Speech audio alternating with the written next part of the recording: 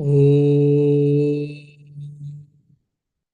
भद्रं कर्णेभिः शृणुयाम देवाः भद्रं पश्येमाक्षभिर्यजत्राः स्थिरैरङ्गैस्तुष्टुवागंसस्तनूभिः व्यशेम देवहितं यदायुः स्वस्ति न इन्द्रो वृद्धश्रवाः स्वस्ति नः पूषा विश्ववेदाः स्वस्ति नस्तार्क्ष्यो अरिष्टनेमिः स्वस्ति नो बृहस्पतिर्दधातु ॐ शान्ति शान्ति शान्तिः. Dear devotees, today two slokas, very important slokas, we'll be discussing. So before going to that, probably I had told or I had mentioned in one of my class. Again, I would like to mention this approach. And also I ask or I request all of you to just ponder and give your feedback. Like already I said in the beginning that I am not taking the lecture, I am following the class method. So there we go detail, and from previous to this class, there will be link. And apart from that, handling the class itself can be dealt from the in two ways. One is we are studying the Upanishad to get inspiration, to get motivation to do our spiritual practices. This can be a means to go further progress in our spiritual life. So we don't go into detail, just we try to understand the spirit of a scripture, of a book, or of a philosophy, whatever. The other is, having along with that, we'll be going deeply in the sloka and we'll be trying to understand the structure or sometimes a few technical details and informations and etc. I thought, being all of you are sincere and very serious students, have taken the second approach, where we should derive some inspiration, motivation to experience the truth, or to go to have a progress in our spiritual sadhana. Apart from that, we should have a structural study, structural approach to study scripture, so that with the same approach, you can also try to study other scriptures or other books also. So I have taken a second approach and I'm continuing. So just you can think and afterwards you can give your feedback. You want only first approach or second approach is fine. Now we had seen that Shaunaka, who was Shaunaka is Mahashala, great householder and all. He approached the Guru with reverence, respect, and he had performed the Pancha Maha Yagnas and is a great person, personality, contributor personality he was, we all seen. And he had asked the question, Kasminnu Bhagavo Vignate Sarva Vidam Vignatam Bhavati iti. O reverable teacher, please tell me, by knowing one or by knowing one which everything can be known. So the terms and conditions apply. I said, and we also discussed how Jagat has got one only Karana, that is Ishvara or Paramatman or Brahman or Maya, Maya Dishvara. By knowing that, everything will be known, how we have discussed. And for the question, from the fourth sloka onwards, the teacher has started answering.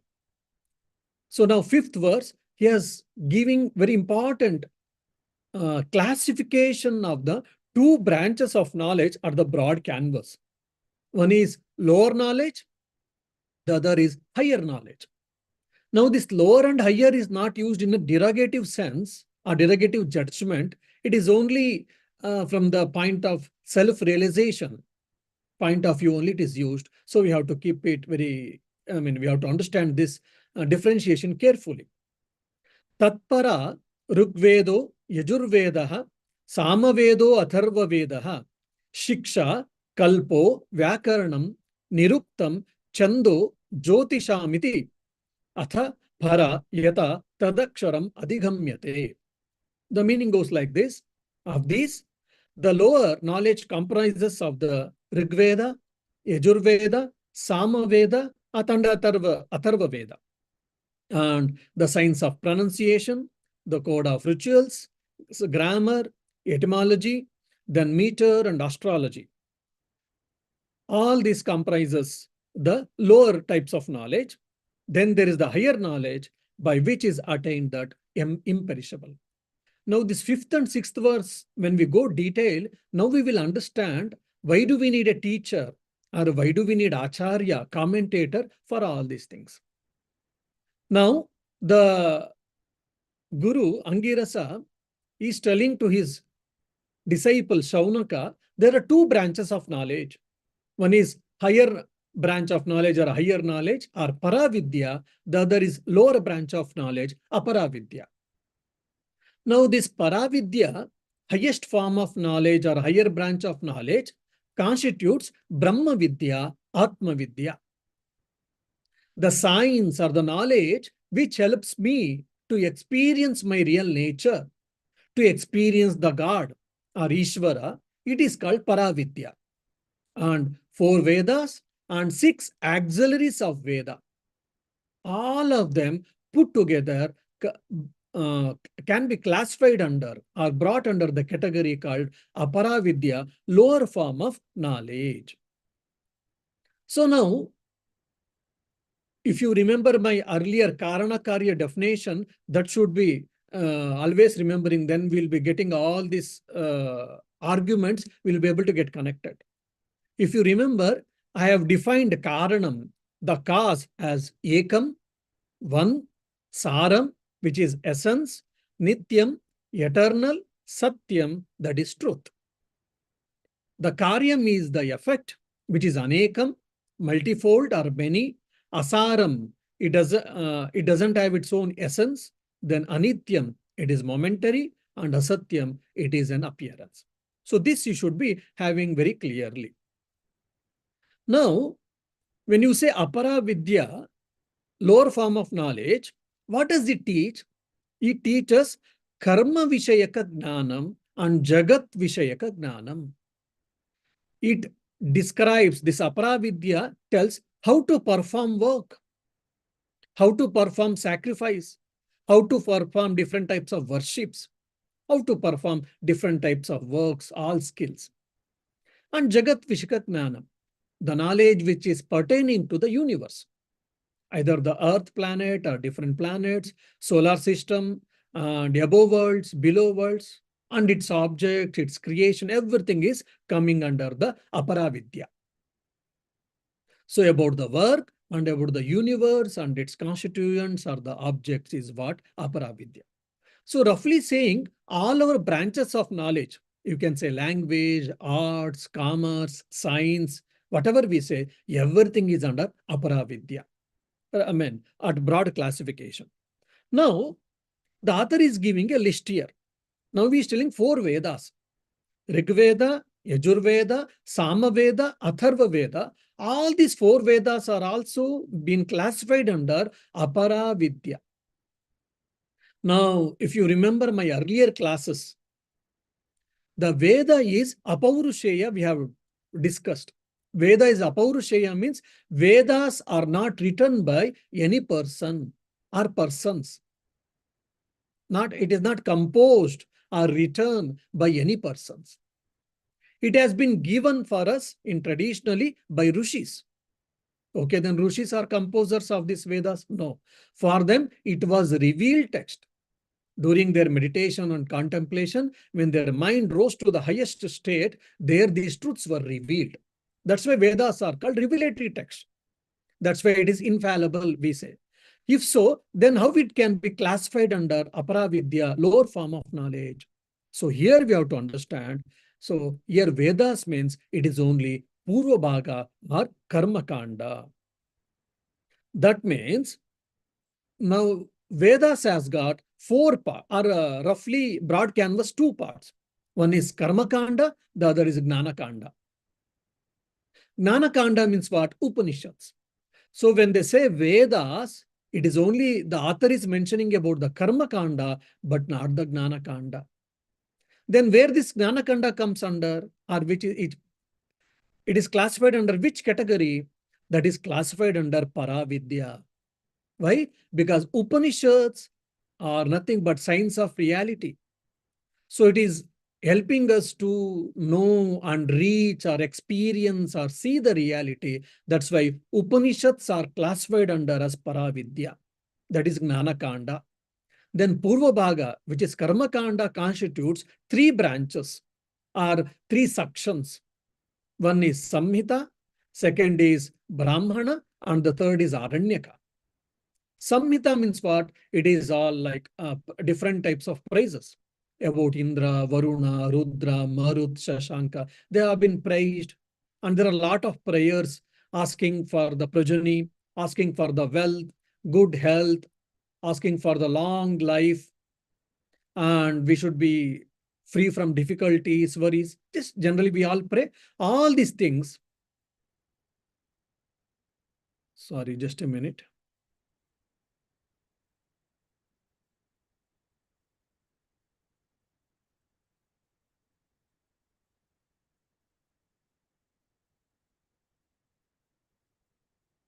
Sorry, there was some problem. I don't know. No, that was my fault. Oh, okay. Go ahead. So all these prayers and praises of the different deities are classified under Samhita portion. Then lot of sacrifices is there. For example, Agnihotra, then Darshapurnamasa, Agnishoma, different type of sacrifices, yagnas. Then how to perform, how to perform, where the Yajamana should sit, where the Hotru should sit, and what type of oblations we should use, and even using Dravya, we say oblations, after which should be followed. All these rituals and the rules regarding the sacrifices and worships are discussed in this Brahmana portion. Then this external complex worships has been internalized in the form of upasanas, different types of meditations. So all these things are classified roughly under Aranyaka. So all this which is related with worship or upasana, with sacrifices, with karma, with prayer, all these things are brought under Aparavidya. So when you say Rigveda means whole of Rigveda is not classified under Aparavidya. Only Karma Kanda portion of the Rigveda is classified under Aparavidya. Then Gnana Kanda of Rigveda is classified under Paravidya. So that's where we need a teacher or Acharya. Similarly with Yajurveda, the Karma Kanda portion of the Yajurveda is classified under Aparavidya. Gnana Kanda portion of the Yajurveda is classified under Paravidya. Same thing with Samaveda and Atharva Veda. Okay. Now you have understood Gnana Kanda means your Upanishads, which will help us to reach the self or experience or self-realization. Now, to understand the Vedas, to understand and to put into practice, we need 6 auxiliaries, which are called Vedangas. For example, if you want to do the highest complex problems in theory of indices, analytical geometry, or calculus in our +1, +2, or in university level, we need basic things, calculations, addition, multiplication, fraction, so many things, basic things we need. If you haven't got all that knowledge, then only you can probably try to solve the highest problems or the higher level of problems. So similarly, Vedas has got Vedangas, 6 auxiliaries. By doing that, by getting that, you'll be able to understand the Veda very clearly. And before that, this Karma Kanda means it is sometimes we use in a very derogative sense, people. It is not so. Karma Kanda means it is not just doing sacrifices or priestly work, or it is just meant for Brahmins. For example, recently I had been to Trinity One seminar. They were describing Vedas as because it was composed by priests and all that priestly rituals are there, Brahminical rituals are there for their own sake or for some good sake they had done. That's how a Westerner was describing the Vedas and especially the Karma Kanda. I felt which is unfortunate. So actually Karma Kanda, which deals praises and different type of homas, yagnas, no doubt. There, if you see the sum and total or the aspiration behind all these things is what? Nothing but Pancha Yagnas. This Pancha Yagnas, whoever follows, every householder is supposed to follow. then by following what happens, he will be the contributor personality. That is the real essence or real spirit behind this karma kanda actually. So I will not be lazy person. I will not be parasite to the society or anyone. Rather, I'll be a contributor personality. How? The contribution starts from oneself. I will be independent. For my livelihood, I will be independent. I will not be depending on anyone. Then I will see that my family is also taken care. I'll be taken care of my brother, sister, parents and children and wife or husband. Then afterwards relatives, then afterwards society, then country and the entire universe. So to become the contributor personalities, our Vedas has been prescribed Pancha Yagnas, Pancha Mahayagnas, and this whole Karma Kanda consists of this Pancha Yagnas in detail actually. By doing that, what happens? You will get refined and you will become right person, or you will become a adhikari, fit person to study Vedanta. You'll be refined personality basically. That was the reason the connection was there in those days. But unfortunately, it has been misused for different things. Anyhow, now 6 Vedangas we shall try to understand. The first is what? Shiksha. Shiksha means it is nothing but phonetics or art of pronunciation. I mean, of course, it has got different branches also in the Taittiriya Upanishad, if you know, in the Shiksha Valli. Shiksham Vya Syamaha Matra Bhalam Samasantanaha Yutyukta Shri Ekshadhyayaham. Like that it goes. So it has got different branches, but we are not going to all the details. But basically, Shiksha means it is a phonetics, it is a science of pronunciation or recitation. Now, Vedas has to be chanted or recited in a particular way. So how it has to be chanted, how it has to be recited, so the Shiksha teaches us. This makes me to tell you a very funny story. We had one Tamil brahmachari when we joined in Alsur in Bangalore. We had one Tamil brahmachari. Say, for an example, their letters are very less actually. For an example, we have got ka, kha, ga, gha, nya, inya in Kannada as well as Telugu and Sanskrit and Hindi. For them, it is very two alphabets only. Similarly, ta, ta, da, da, da, na, it is only 2 alphabets. So in one of the Vedic mantra, it was actually tushtaha it was. Tushtaha. Tushtaha means one who is contented, one who has got contentment. But because of the mother tongue's influence, he was chanting as Dushtaha. Dushtaha means who is wicked. Similarly, I think in Bhagavad Gita, there is a second in the Sthita Prajna Lakshana. This Ascharyavat Pashyati Kaschidenam Ascharyavad Vadi Tataiva Chanyaha Ascharyavatchaina Manne Shrunoti Shrutva Penam Vedana Chaiva Kaschit. This is the sloka. But of his mother tongue influence, he was telling Acharyavat Pachati Kachidenam Acharya Vadvat Taiva Chanyaha Acharya Vachai Namanne Chunoti Chutva Penam Vedana Chaiva Kachit. Like that. So we had a wonderful laughter on those days. So mother tongue's influence. And if you see in our languages also, there is a lot of changes, dialects we say. But whereas in Sanskrit, it is not so. Why? Because of this shiksha. A word should be pronounced in such and such a fashion only that has been so scientifically, it has been laid out.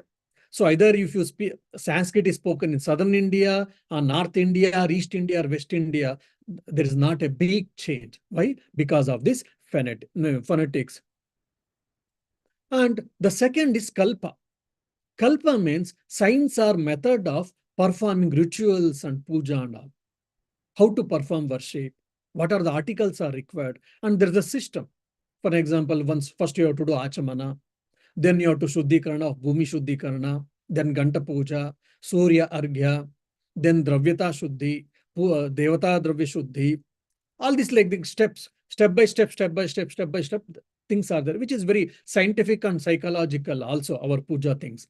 So the Kalpa tells, even Kalpa Druma and all, if you know about rituals bit, then you might have heard this book called Kalpa Druma and all. So all these things, that book describes what puja, how to be done. For example, Shiva Puja, Shivaratri, what type of puja, how you should do, what are the steps you have to follow. Ram Navami is coming for an example. So Ram Navami day, Rama's puja, how it has to be done. That's based on the geographical area, so many additions might have been done, but main steps, there will be no compromise. That is what Kalpa. Then the third is Vyakarna. Vyakarna means grammar. Of course, it is Sanskrit grammar. For example, Sandhi, Samasa, Vibhakti, Pratyaya, Dhatu, all these things we might have heard. So all these things constitutes Vyakarna, Sanskrit grammar. Then the fifth is what? Nirukta. Niruktam or Nirukta means etymology, derivation of the words. For example, Shiva. When we heard the word Shiva itself, immediately we remember, because oh, it's a Smashanavasi. Oh, he lives in the cremation grounds and he has applied the, what do you say, ash on him, and he's wearing a very off cloth which is made up of tiger skin or deer skin, and he's wearing a damaruga, and he's wearing a trishul or whatever. And he opens his third eye, the whole world be destroyed. All these ideas, because based on Purana or film or serial effect, all these things. But that Shiva, the Namapada, the noun, has come from the root called Sham actually. Sham means what? It is Mangala, auspicious. So Shiva means what? One who is good, one who is auspicious.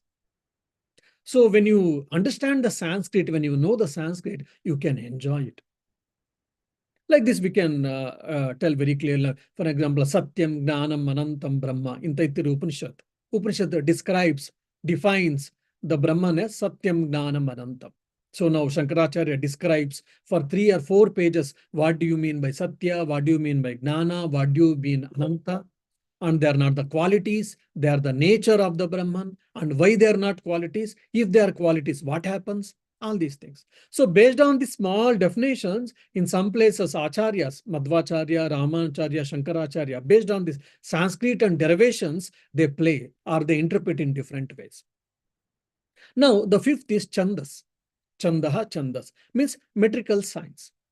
For example, most of us, we know the Bhagavad Gita. The Bhagavad Gita is in Anushtup Chandas. Chandas means meter. Anushtup Chandas, it has got 4 padas, 4 sections, and each pada, each section should be 8 letters. That means every Gita shloka should be 32 letters, which if it is in between, here and there, some Chandas has been changed, no doubt. Few shlokas, very few shlokas, but among the 700 shlokas, maybe you can say 600 or 650, more or less, or 620, 630 are in Anushtup Chandas.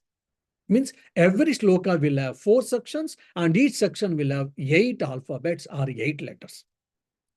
And for an example, Gayatri Chandas, we say, which is often quoted, the extension of Gayatri Chandas is Anushtup Chandas. Our Gayatri mantra, we say, Om Bhurbhuva Suvaha Sva Tatsavitur Varenyam Bhargo Devasya Dhimahi Diyo Yona Prachodayat. Bhurbhuva Sva, that is a Varuti mantra. Actually, here this Gayatri is what? Tatsavitur Varenyam, one pada. Then Bhargo Devasya Dhimahi, second pada. Diyo Yona Prachodayat, third pada.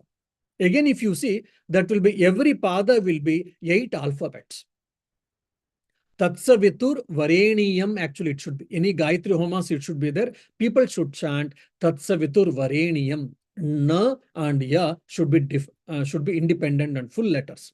Then only it will be 8 letters or 8 alphabets. Then it will be Gayatri Chandas. Now, when it comes to Sandhya Vandana, that it is a Nichut Gayatri. It is not normal Gayatri, it is Nichut Gayatri. When it becomes Nichut Gayatri, then the first pada, instead of 8 alphabets, it becomes 7 alphabets. Then Tatsavitur Varenyam, Na and Ya will be compound. So there will be 7 letters. So if there is a Gayatri Yagna, then there should be 8 letters. And if it is a Sandhya Vandana, it should be Nichut Gayatri. For example, if you see Atharva Shirsha, Ganesh Atharva Shirsha, Ganaka Rushihi, Nichut Gayatri Chandaha, Ganapatir Devata, like that we keep on telling them. Sometimes we might have known, we might have observed or not. So when we have to tell Gayatri Chandas, when we should use Nichut Gayatri Chandas, Anushtup Chandas and all other Chandas, when you know it properly, then you'll be able to understand all these things and you'll be using rightly and you will not misuse it. That's why the Chandas is also very, very important. Then the sixth is what? Jyotishya. Jyotishya means what? Astrology. Oh, astrology means many times I have seen when people see me, oh, Swami, can you see our hand and can you predict our future? What will happen to me? So here astrology, Jyotishya means is that same astrology? No. Here astrology, it is not the predictive astrology. What will happen to you after 2 years? Whether will you get job or not? How many years you will live? What will you will have? All these things. No. Here astrology means just it is a panchanga. You should be able to know or understand or decide what is Tithi, Vara, Nakshatra, Karana, Yoga, and Paksha. So these are the very basic things everyone can easily, we can study and understand. So these things is required to understand. Why? Because when you should perform Vedic sacrifice. I mean, simple example I will tell, which happened even previous week. For example, Holi. So this time the full moon day, Purnima has come for 2 days. It was on Sunday as well as Monday. So there was a discussion here with the devotees. Some of the devotees approached me. Swamiji, should we do on Sunday or should we do on Monday? Because both days are there and some people are saying Sunday and some people are saying Monday. Which should be done? And they said also in Belur Math and in India, most of the places, they are doing on Monday. Now, should we do on Monday? Is it, or should we do on Sunday? I said, the people who are living in Ireland or Dublin, we should do in Sunday. It is more appropriate. Why not on Monday?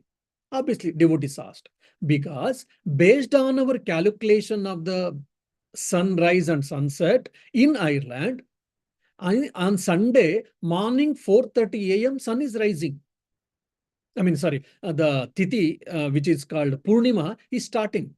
So morning 4:30 it is starting on Sunday, and Monday 9:09, that is 9:30, the Tithi, the Purnima Tithi is getting over. Whereas in India, it starts way late morning and Monday late afternoon, it is going to end there. Whereas in Ireland, because of sunrise and sunset and moonrise, whatever, early morning on Monday it is starting, and early on the morning, Sunday, the Tithi, which is called Purnima or full moon day, is getting over. I said, so Monday is more auspicious and more relevant. Then the devotee said, thank you, Swamiji, and that it. See, these simple calculations based on sunrise and sunset and moonrise and the Sthiti Vara Nakshatra. Otherwise, what happens? Many times we did a lot of pujas, especially Kamya Karmas. I did Satyanarayana Puja. I asked something, God didn't give me. So when we do Kamya Karma, there we have to follow all the rituals. For example, someone is doing some Purnima Puja, because in India, people did celebrate on Monday. If a person has done a puja also, Purnima Puja, Kamya Karma, which is ascribing particular desire, and he has done the puja on Monday, here in Ireland means, then definitely the fruits may be a bit reduced. Why? Because the Tithi, which is Purnima Tithi, when he has done, that time Purnima Tithi was not there. It was a Pratama Tithi. Like that, so many mistakes our people keep on doing it actually. When I observed, only few times I tell. So these are simple calculations. So that's the reason to perform rituals or worship in a proper way, in a proper time, we need a simple understandings. That's where these are all 6 auxiliaries of the Vedas. And so for Vedas comes under Aparavidya, means it is only Karma Kanda, not the Gnana Kanda. And the 6 auxiliaries also comes under this. All our mundane knowledge, we can say empirical knowledge, can be brought under Aparavidya. Then last pada of the, or last sentence of the verse, if you see, Atha para yaya tad aksharam adhigamyate. So in that one sentence, the author or the teacher is concluding what is Paravidya, what is supreme knowledge, what is higher knowledge or higher branch of knowledge, which helps me, which starts, which teaches me to reach the divinity, to experience the self, to experience the God, to experience the Ishvara. That is what Paravidya. Here Aksharam is telling. Aksharam Adigamyate. Tad Aksharam Adigamyate. Through which one recognizes the Aksharam. Here, recognizing or attaining or reaching means what? One who is experiencing. Self-realization, we can say. Now, sixth verse, which is very important, and every word we can take and we can meditate, and Vedantic meditation, Vedantic contemplation, we say we can do it. And if you remember my Drigdrishya Viveka and Aprokshanubhuti classes and all, different type of Vedantic meditations, Advaita Vedantic meditations we have discussed. For that, this sloka, one is a very apt sloka for our Vedantic meditation. I will be splitting and I will be reading so that you will be able to understand, because it is a bit complex to read and understand or hear the as the sloka goes. Yat tat adreshyam agrahyam agotram avarnam achakshushrotram tad apanipadam nityam vibhum sarvagatam susukshmam tad avyayam Yad bhuta yonihi paripashyanti dhiraha. Now, the overall meaning goes like this. By the higher knowledge, because already has explained what is the lower knowledge, what is higher knowledge he has told. Now the author is trying to explain that Akshara or the self or the Ishvara or Brahman, what it is, what is the nature of it. He is defining the Aksharam in this loka. By the higher knowledge, the wise realize everywhere that which cannot be perceived, grasped, which is without source, features, eyes and ears, which has neither hands nor feet, which is eternal, multiformed, all-pervasive, extremely subtle and undiminishing, and which is the source of all. Now it is important sloka. Let us take one by one word and we will be able to understand.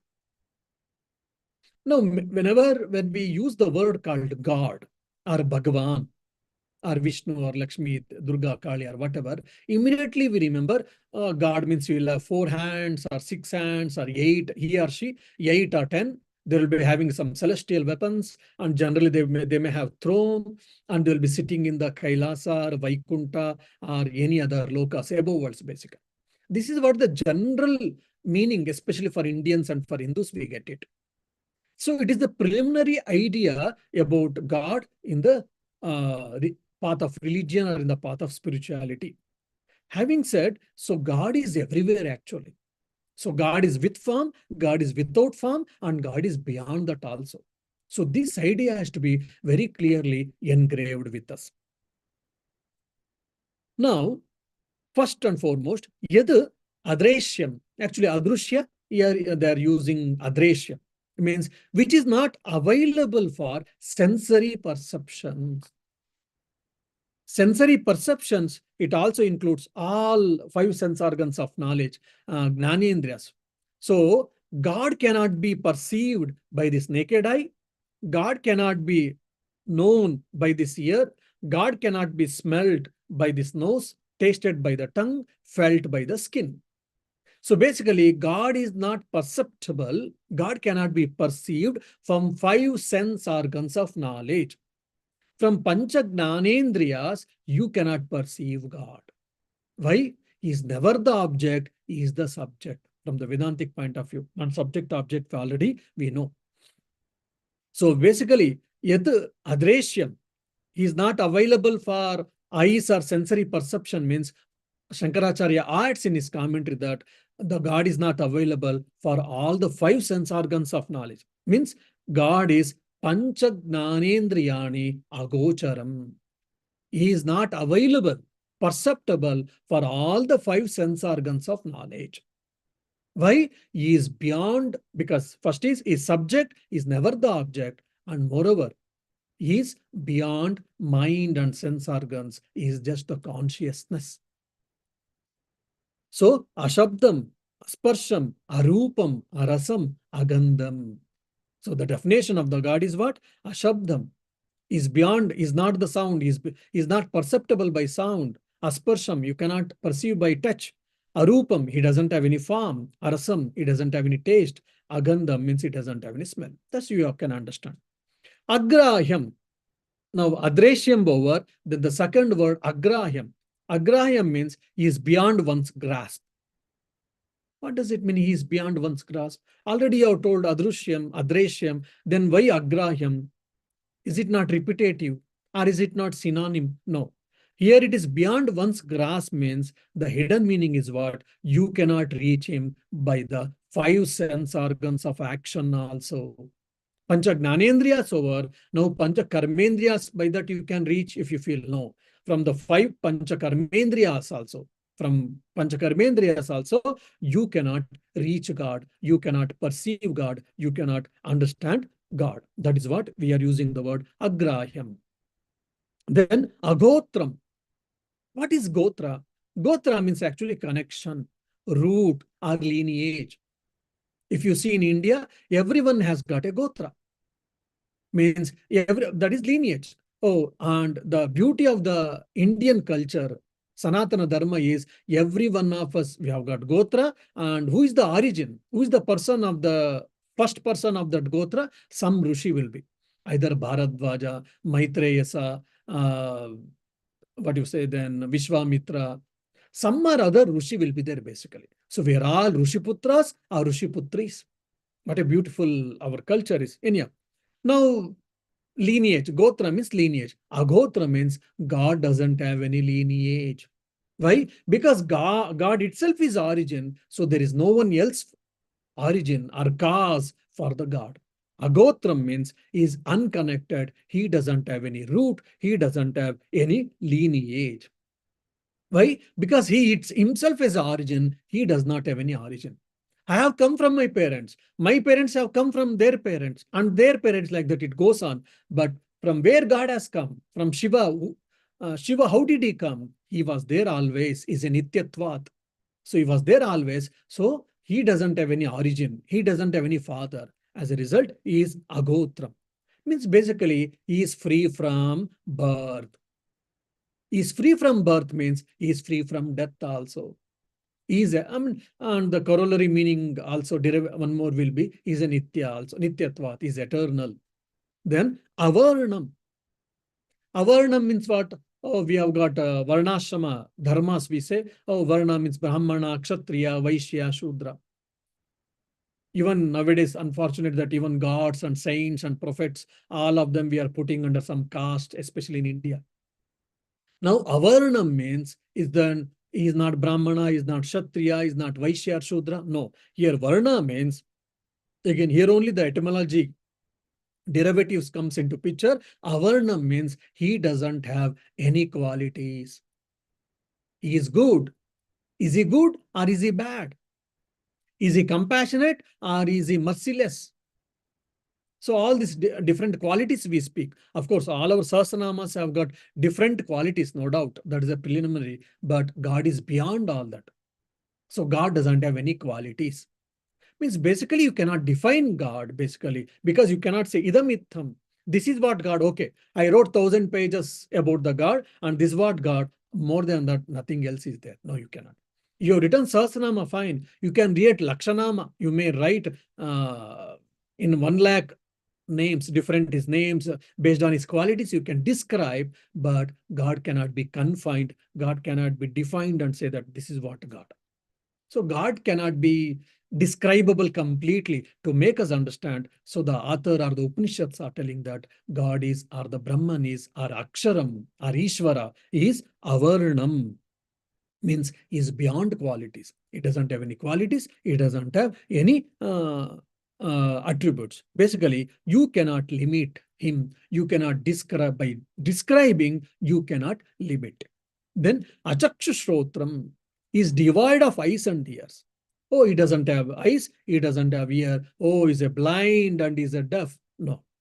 He doesn't have eyes and ears means he doesn't have any organs, body organs like us. Means he does not have any body at all. Then whatever we are having a human forms of for Shiva, for Rudra, Kali, Durga, and we are worshipping. Yes, when the devotees pray,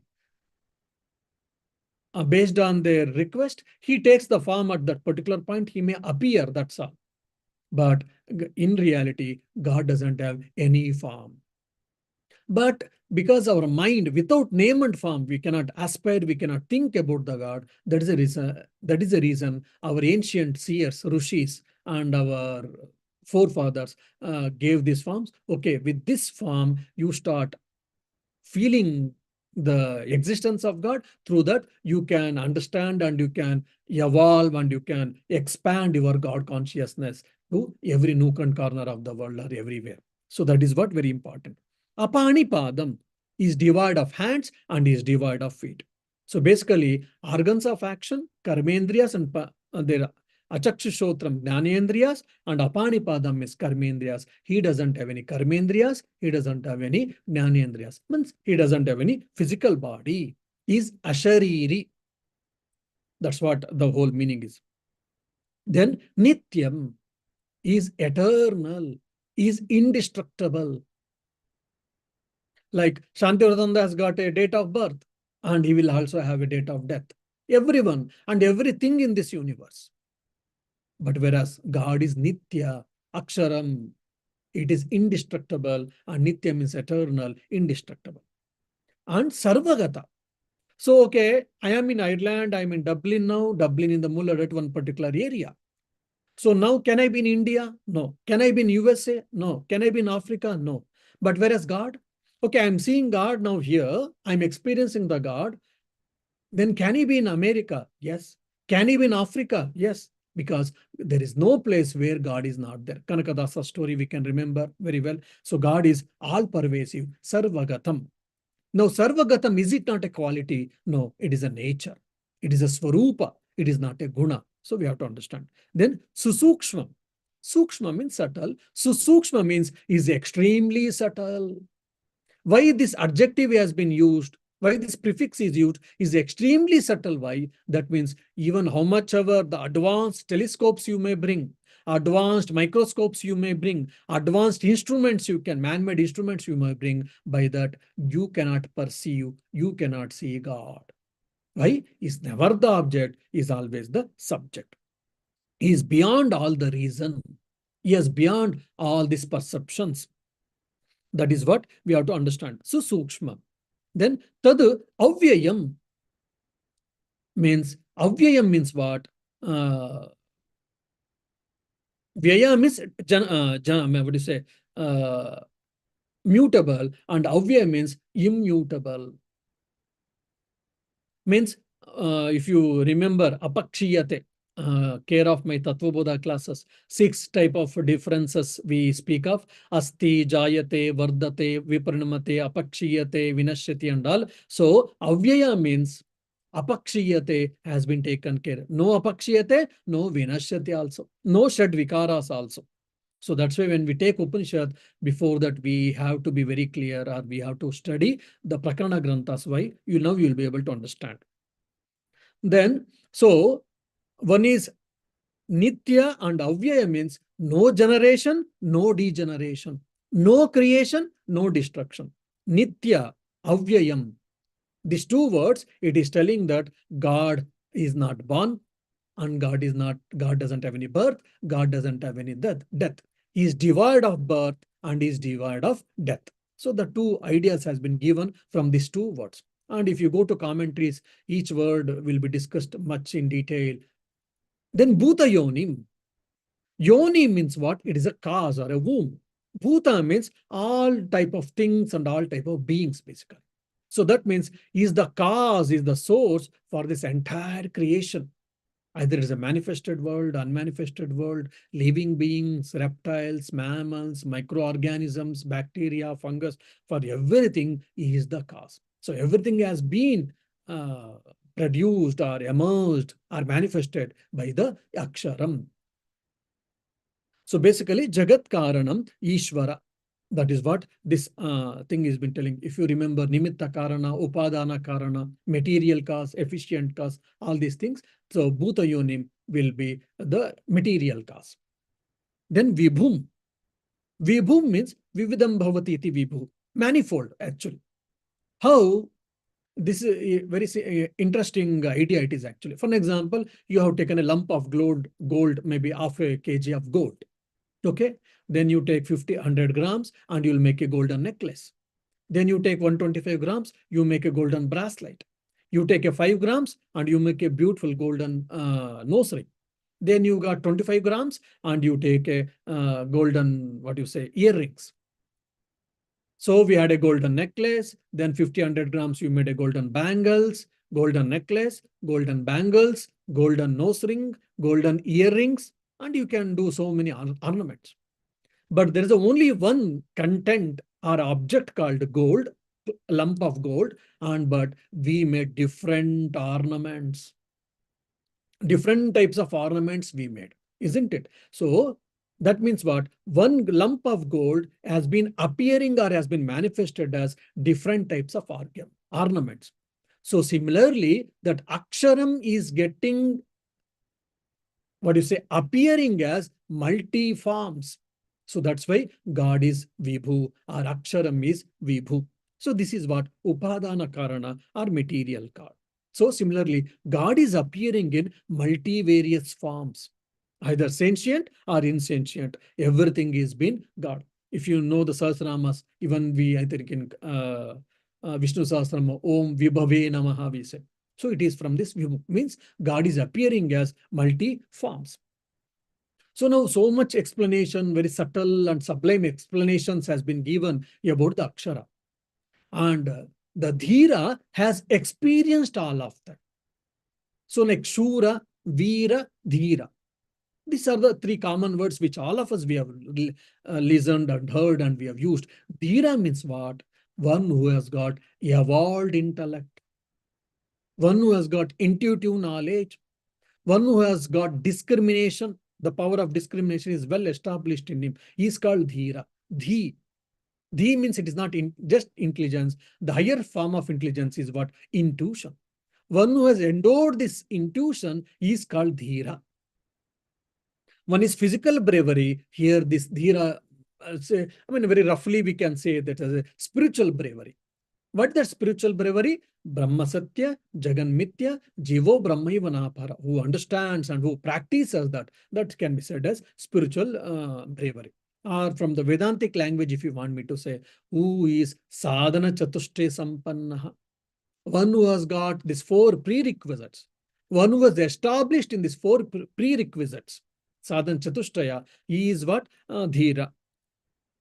That paripashyanti. He sees it again and again. It is not just one moment he sees and he thinks or he experiences. No. Time and again he experiences this. Aksharam is what? It is a nitya, it is a avyaya, agrahya, and all what all things we have discussed. All this has been experienced by Dhira time and again.